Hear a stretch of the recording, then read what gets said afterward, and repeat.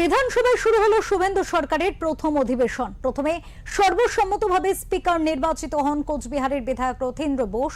তারপরে স্বাগত ভাষণ দেন মুখ্যমন্ত্রী শুভেন্দু অধিকারী।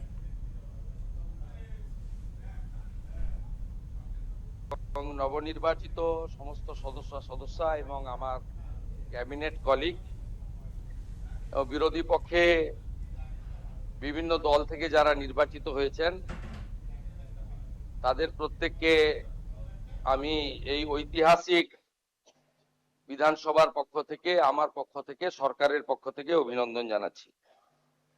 আমি প্রথমেই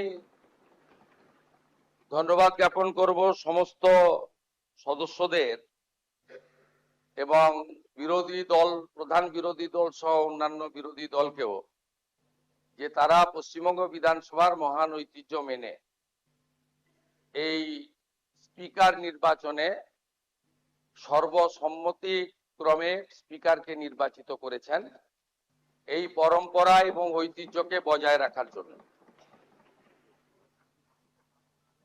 আমি আশা করব এবারের বিধানসভা পশ্চিমবঙ্গের মানুষের আশা, ভরসা, প্রত্যাশা পূরণের ক্ষেত্রে অত্যন্ত গুরুত্বপূর্ণ একটা ভূমিকা গ্রহণ করবে। আমি এই বিধানসভায় চতুর্থবারের জন্য নির্বাচিত এবং আমার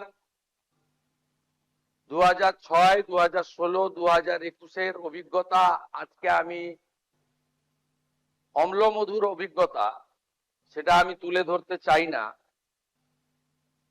আমি চাই যে সমস্ত পুরানো যা আমাদের ভুল ত্রুটি বিচ্যুতি বা আমাদের যে সংসদীয় গণতন্ত্রের একটা বিরাট পরম্পরা রয়েছে, সেটাকে আমরা কখনোই দৃষ্টান্তমূলক হিসেবে না ধরে আমাদের সংবিধান, বিধানসভার নিজস্ব রুলস এবং বহুদলীয় গণতন্ত্রের যে পরম্পরা রয়েছে সেটা আমরা মেনেই এই বিধানসভায় অংশগ্রহণ করব এবং আলোচনায় আমরা নিজেদের মতামত রাখব।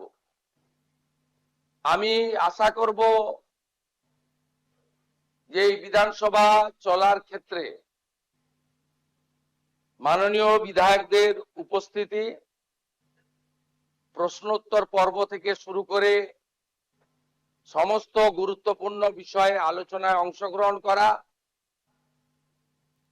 নিশ্চয়ই বিরোধীদের প্রতিবাদ থাকবে,